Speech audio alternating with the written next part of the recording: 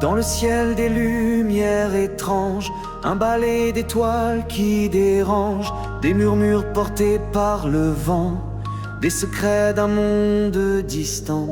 Ils descendent dans une clarté, leur visage d'éternité, leur regard personne au mystère, une sagesse venue d'autres sphères.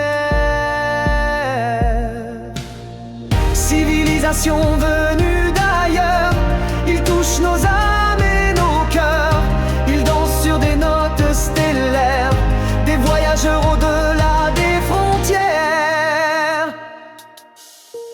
Des symboles gravés dans la pierre, leur histoire suspendue dans l'air, leurs vaisseaux brillent comme des rêves, ils tissent des liens que rien n'élève, leur voix résonne comme un écho, une harmonie sous un halo.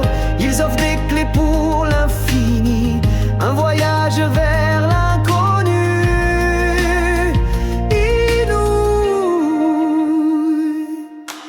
Une civilisation venue d'ailleurs, ils touchent nos âmes et nos cœurs, ils dansent sur des notes stellaires, des voyageurs au-delà des frontières.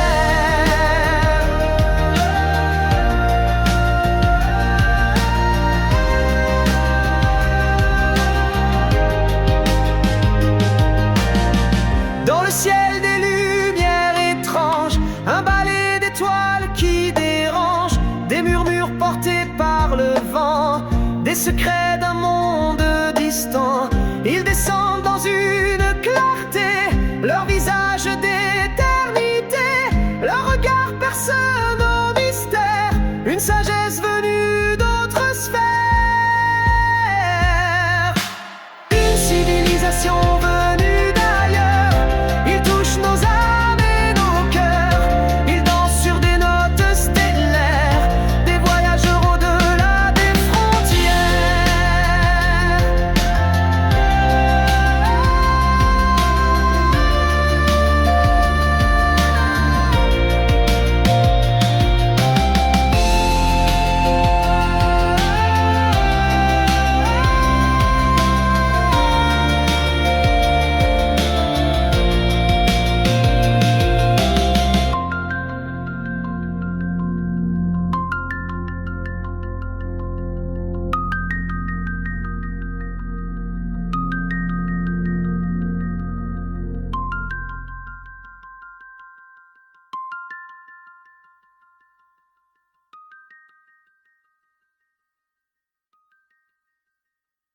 Ce jour-là, des êtres extraterrestres m'ont emmené. Ils m'ont non seulement révélé leur capacité à voyager dans le temps, mais m'en ont fait la démonstration. Leur technologie, bien au-delà de notre entendement, leur permet de manipuler le tissu même de l'espace-temps.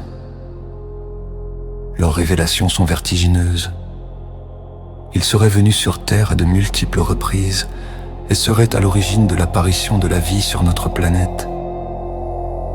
Grâce à cette maîtrise totale de l'espace-temps, ils naviguent non seulement à travers les époques, mais également entre des univers parallèles. Voici la suite de mon histoire. Octalia poursuivit son explication en insistant sur une notion fondamentale liée à l'environnement dans lequel Frank se trouvait désormais. Elle précisa qu'un être vivant ne peut collecter et mémoriser des informations que s'il évolue dans son propre référentiel d'espace-temps. En l'occurrence, Frank n'était plus ancré dans le référentiel de son monde d'origine. Celui-ci était désormais simulé par le dispositif sophistiqué de la capsule. Ce changement de cadre avait une conséquence directe. La capacité à enregistrer consciemment les événements et les connaissances transmises se retrouvaient momentanément suspendues. Les concepteurs de la capsule prendraient soin de stimuler ces neurones de façon à ce que toutes les connaissances acquises durant l'expérience puissent être réactivées et intégrées à sa mémoire. Ainsi, la continuité et l'assimilation de l'apprentissage vécu lors de cette immersion exceptionnelle seraient pleinement assurées. Écoutez-moi bien, Frank. L'espace-temps dans lequel vous êtes projeté n'est pas une simple copie d'une autre.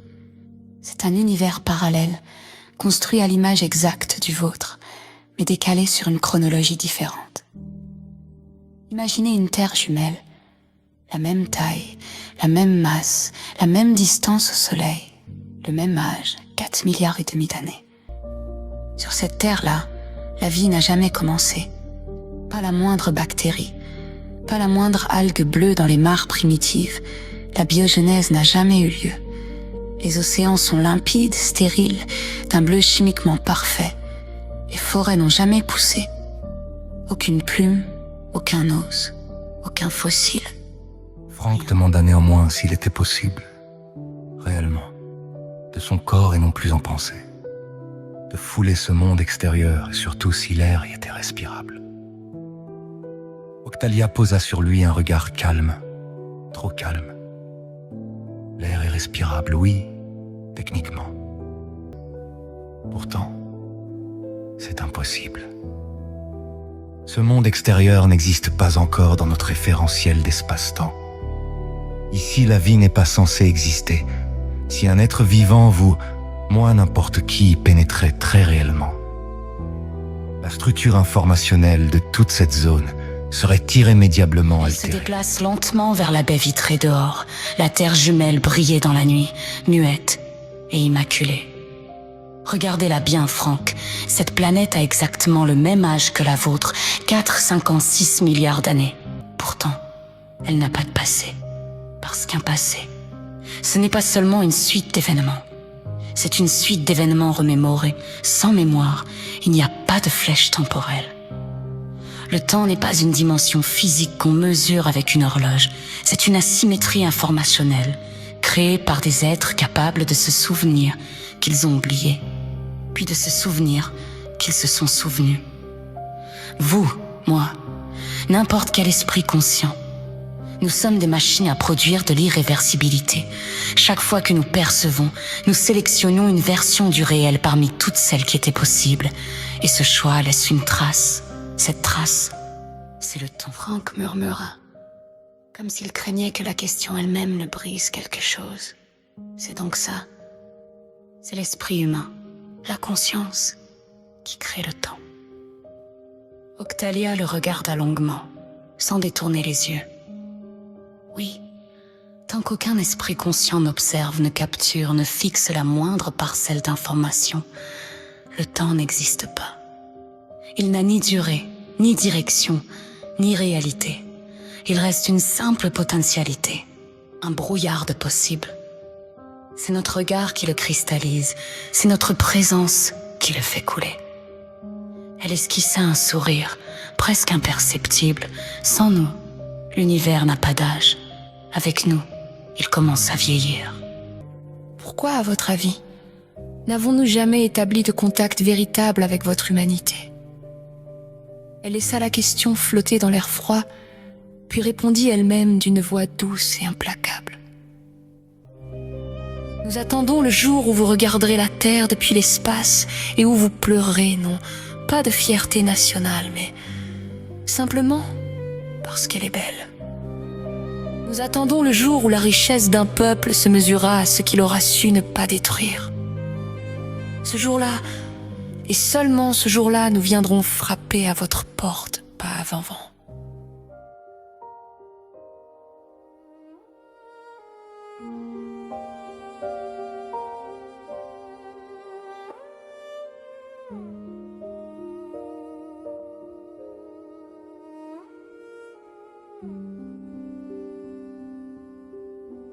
Octalia se réinstalla, confortablement dans son fauteuil.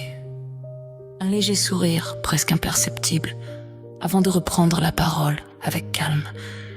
Vous souhaitez approfondir votre connaissance de notre civilisation. Le grand oracle Eractem vous en a déjà révélé certains aspects, mais je vais, à mon tour, vous éclairer plus précisément sur qui nous sommes.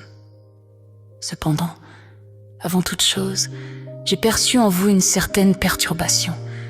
Elle concerne notamment le décalage temporel qui nous sépare, la question de la référence temporelle qui vous sert de repère, et surtout la nature des informations qui, pour des raisons impérieuses, doivent demeurer confidentielles.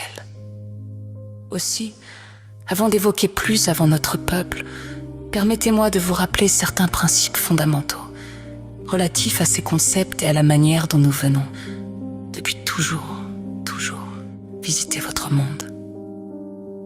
Octalia posa ses mains fines sur les accoudoirs de son siège, comme si elle prenait appui sur le poids même du temps.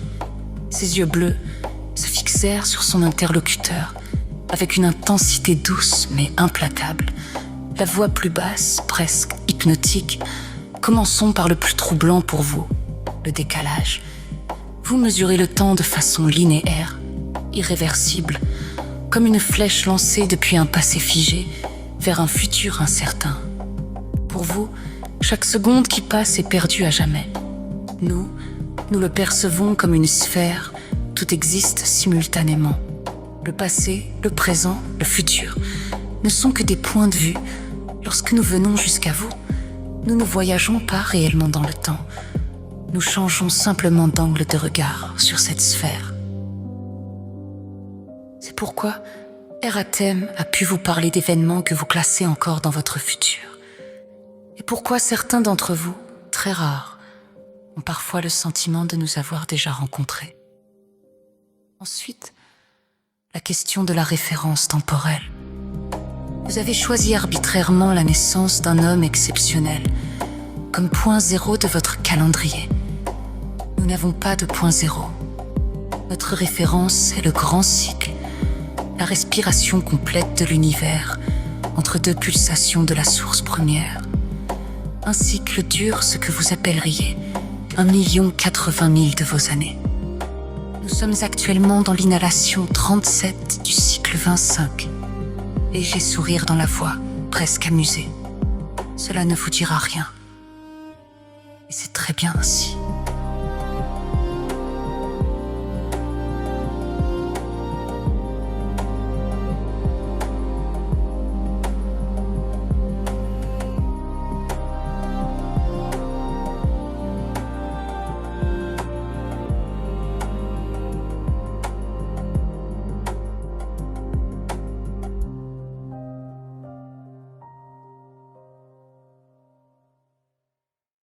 Octalia leva lentement la main.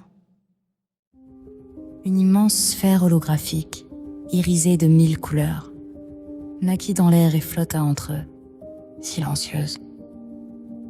Voici la temporalité référentielle, murmura-t-elle.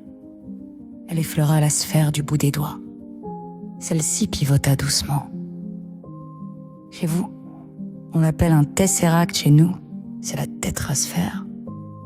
Ce n'est pas une théorie, Franck. C'est la structure même du multivers, vue de l'intérieur. La sphère tourna plus lentement encore, comme si elle respirait. Le temps ne coule pas partout de la même façon. Dans la plupart des branches, il avance parce que des consciences l'observent sans relâche. Vous vous souvenez d'hier, donc hier existe. Vous anticipez demain, donc demain se prépare. La flèche du temps est tirée par la mémoire collective. Elle zooma. Une zone jaune pâle grandit, puis se transforma en un espace interstellaire, vide, gris et froid. Notre capsule se trouve ici, sur cette terre jumelle stérile. Dans cette zone, aucune conscience permanente n'habite, donc aucun temps ne s'écoule vraiment, tout reste en attente. C'est pourquoi vos souvenirs s'effacent, pourquoi les murs bougent, pourquoi rien ne laisse de traces. Ici, le temps est suspendu, parce qu'il n'a pas encore été référencé par un esprit stable. Elle posa les yeux sur lui, grave. Géographiquement, vous êtes au même endroit que votre appartement. Mais ici, il n'y a rien. Un silence. La règle est simple. Une zone temporelle ne devient pleinement réelle que lorsqu'un observateur conscient, venu d'une autre branche, y pénètre physiquement et y capture de l'information de façon irréversible. À cet instant précis, la zone s'effondre dans une version définitive. Son passé entier se fige, son futur se restreint à une seule trajectoire possible. Et surtout, Cette nouvelle réalité rétroagit sur toutes les branches connectées. L'hologramme s'éteignit d'un seul coup, comme une bougie soufflée. Octalia se tourna vers Franck. C'est pourquoi nous ne pouvons pas vous laisser sortir. Et c'est pourquoi personne dans votre monde ne doit savoir que cette faille existe. Un gouvernement, une armée, une religion, une entreprise. Tous voudraient l'utiliser, effacer leurs erreurs, réécrire leur guerre, choisir la branche où ils gagnent toujours. Elle soupira, un soupir ancien, lourd de siècles. La temporalité référentielle n'est pas un pouvoir, Franck. C'est la serrure qui maintient le multivers en équilibre. Nous ne sommes pas des gardiens par choix. Nous sommes des gardiens par nécessité. Elle le regarda longuement, presque tendrement. Parce que quelqu'un, un jour, a compris que l'humanité ne doit pas avoir la clé de sa propre histoire tant qu'elle n'a pas appris à ne plus la déchirer. Un sourire triste, infiniment doux, effleura ses lèvres. Un jour, vous viendrez frapper à cette porte, pas pour fuir votre monde, mais pour nous dire « Nous sommes prêts à partager le temps ». Elle posa une main légère sur son épaule. D'ici là, grandissez, aimez, construisez, pleurez et surtout, souvenez-vous, car ce souvenir, c'est déjà créer du temps. Et un jour, vous en aurez créé assez pour que nous puissions enfin nous rencontrer sans détruire tout ce que nous sommes.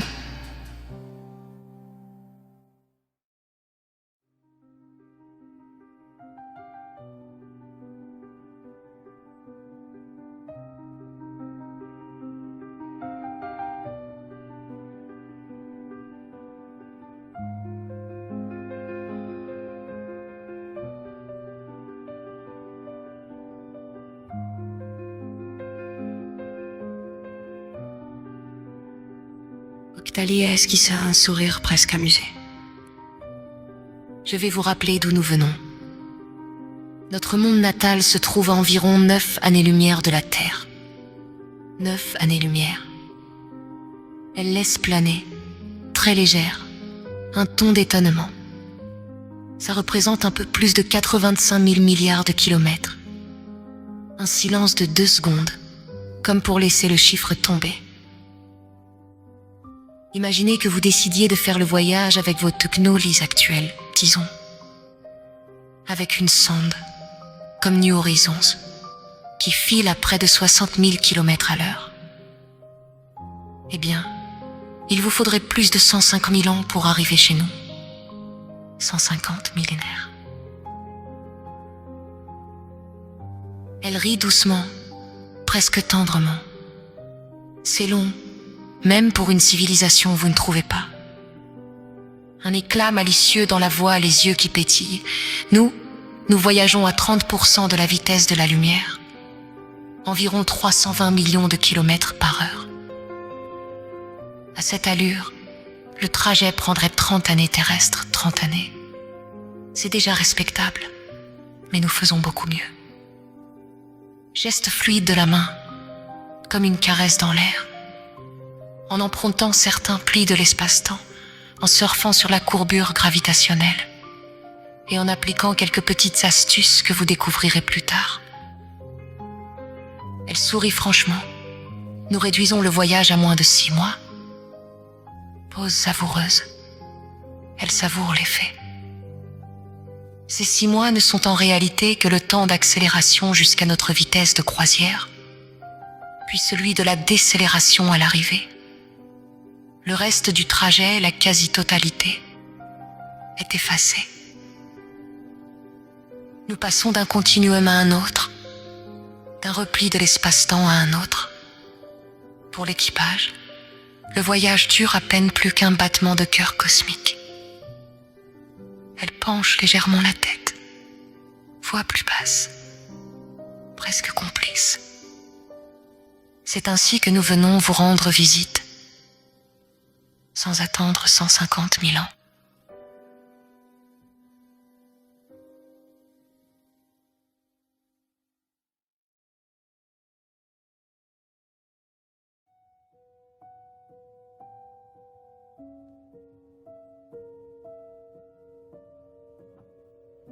Craon n'est ni une planète ni une planète tellurique classique. Sa masse se situe entre celle de la Lune et celle de la Terre. Un monde intermédiaire, presque un pont entre deux échelles. Sa géographie, elle, est brutale et déséquilibrée. 60% de sa surface est occupée par un seul continent, le désert de Kenaktom. Un océan de rocs et de sable rouge, sans oasis, sans répit. Le reste se partage entre deux réalités opposées. L'océan Ictos, qui couvre les deux niveaux de la partie habitable. Et un unique territoire émergé réellement viable, l'Ixus Craoni, un seul continent vivable. Tout le reste de la planète est soit submergé, soit invivable. Résultat, toute la civilisation craonienne est concentrée sur une fraction intime de la surface, chronique de la surpopulation et espace vital réduit à sa plus simple expression. Chaque mètre carré est compté, disputé, rationné. Le Kenaktom aurait pu être une solution, un continent assez vaste pour accueillir des milliards d'âmes, mais il est interdit à la vie. Des vents permanents à 500 km à l'heure hurlent jour et nuit. Le jour, le sol irradie jusqu'à 70 degrés. La nuit, la température plonge à moins -5. Des nuages de poussière sulfureuse stagnent des semaines entières, corrosifs, aveuglants. Aucun organisme non protégé ne survit plus de quelques minutes. Pourtant, sous cette croûte hostile dort une richesse colossale, des filons minéraux d'une densité et d'une pureté qu'aucun autre monde connu n'égale. C'est là que nous creusons. C'est là que nous extraillons les éléments rares qui ont permis nos plus grandes percées technologiques et nos voyages interstellaires. Le Kenaktom est notre enfer. Il est aussi notre mine d'or, et nous n'avons pas le choix. Sans lui, nous serions restés prisonniers de notre unique bande de terre fertile. Sur Craon, la survie a toujours eu ce goût âpre. On vit serrés les uns contre les autres sur un rivage exiguë, tandis qu'à l'horizon brûle et gèle un continent qui nous nourrit en nous tuant.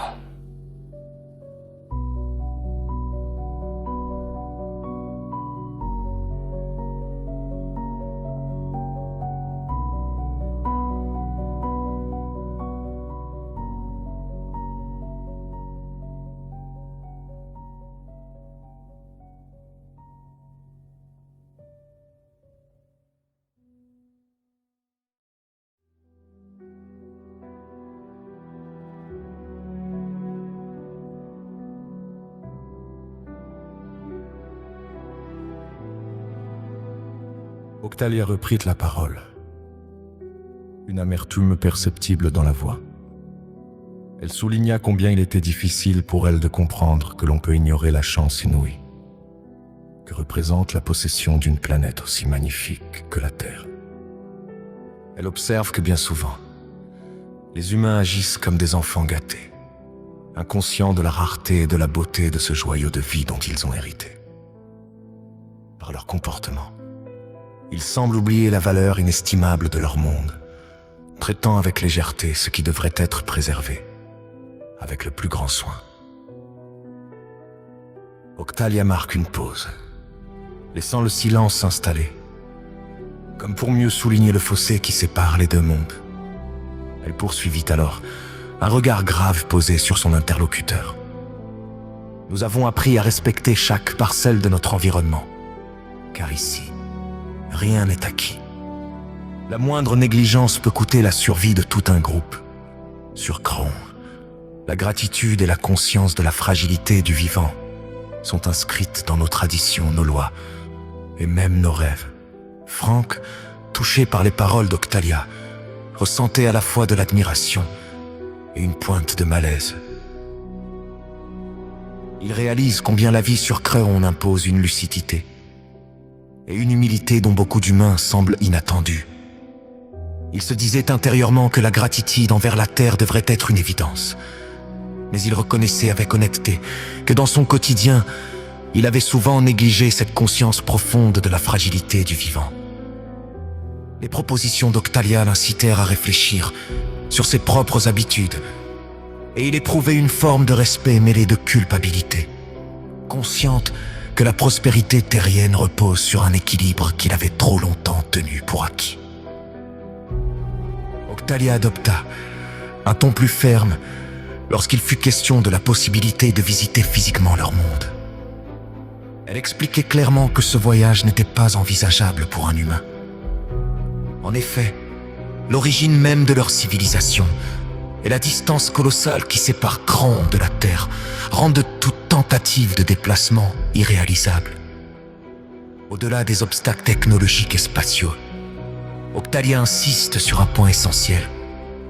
L'organisme humain n'est absolument pas adapté aux conditions extrêmes de ce type de voyage.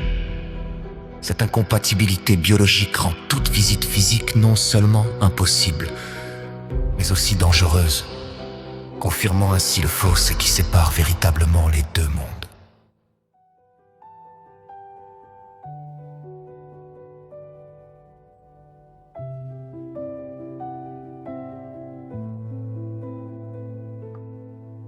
Octalia poursuivit de son exposé, en détaillant les différents systèmes technologiques employés pour rendre possible un tel voyage entre Kraon et la Terre. Elle expliqua que 3 dispositifs distincts sont nécessaires. À la réussite d'une telle entreprise, chacun jouant un rôle précis dans la chaîne de déplacement. Le premier d'entre eux est le vaisseau mère. Il s'agit d'un appareil d'une taille impressionnante, à tel point qu'il faudrait imaginer l'un des plus grands paquebots terrestres, puis multiplier ses dimensions par 8 ou 9 pour en saisir l'envergure. Ce vaisseau mère a la capacité d'embarquer jusqu'à 1 million de passagers et d'atteindre la vitesse vertigineuse de 320 millions de kilomètres par heure, ce qui le rend apte à parcourir les distances interstellaires en un temps relativement court. Le second dispositif est le vaisseau de transit. Beaucoup plus modeste en taille, il s'apparente à un gros avion pour un terrien. Sa fonction principale est d'assurer les déplacements à l'intérieur du système solaire de destination, permettant ainsi d'ajuster la trajectoire et la position pour préparer la phase finale du voyage. Enfin, Octalia évoqua les engins dits de contact, ces appareils conçus pour atterrir sur le sol de planètes comme la Terre, sont ceux que l'interlocuteur humain a pu observer lors de son premier contact avec les Croniens. L'astronef, vu lors de cette rencontre, fait partie de cette catégorie d'engins spécialisés, capables de se poser et d'interagir directement avec l'environnement terrestre. Octalia ajouta alors, avec une lueur d'espoir dans le regard, « Toutefois, il existe une alternative à la visite physique de notre monde. Il serait possible pour vous de le découvrir virtuellement grâce à une technologie holographique avancée. Cependant, cette possibilité n'est pas entièrement entre mes mains. Je dois d'abord en référer à mes créateurs, car une telle expérience nécessite leur autorisation et leur supervision. » Octalia reprit la parole pour annoncer à son interlocuteur que son séjour à bord de la capsule touchait à sa fin. Elle précisa que le décalage temporel, soigneusement calculé en amont, arriverait à son terme dans quelques minutes. Il n'était pas envisageable de prolonger ou de modifier cette durée, la procédure étant strictement déterminée. Ainsi, le retour à la temporalité d'origine suivrait son cours sans possibilité d'ajustement, marquant la conclusion de cette expérience hors du commun.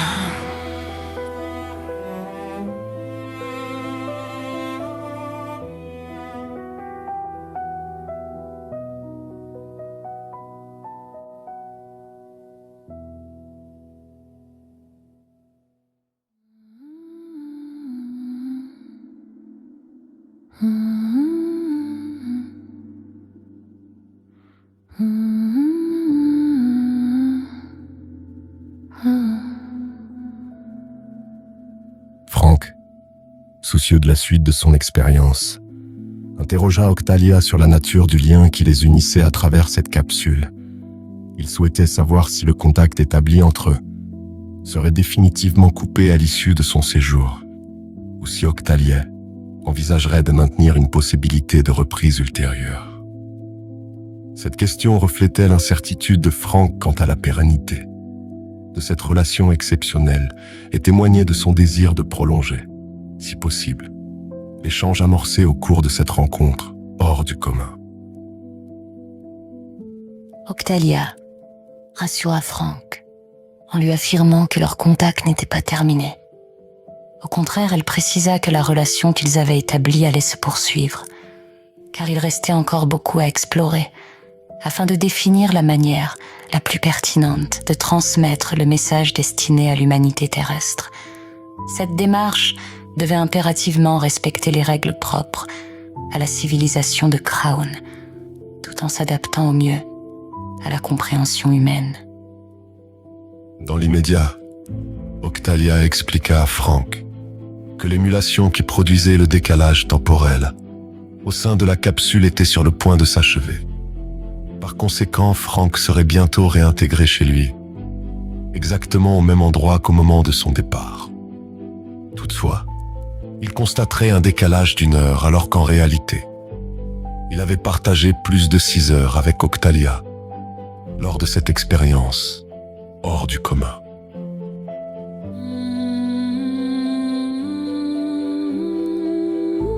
Après ces explications, Octalia s'éloigna dans un couloir de la capsule, laissant Frank seul, assis dans son fauteuil Bob rassurement. Celui-ci sentit apparaître un trouble dans sa vision, accompagné d'une déformation perceptible de l'espace environnant, signe que le processus de retour était en cours. À très bientôt, Frank. Je serai là.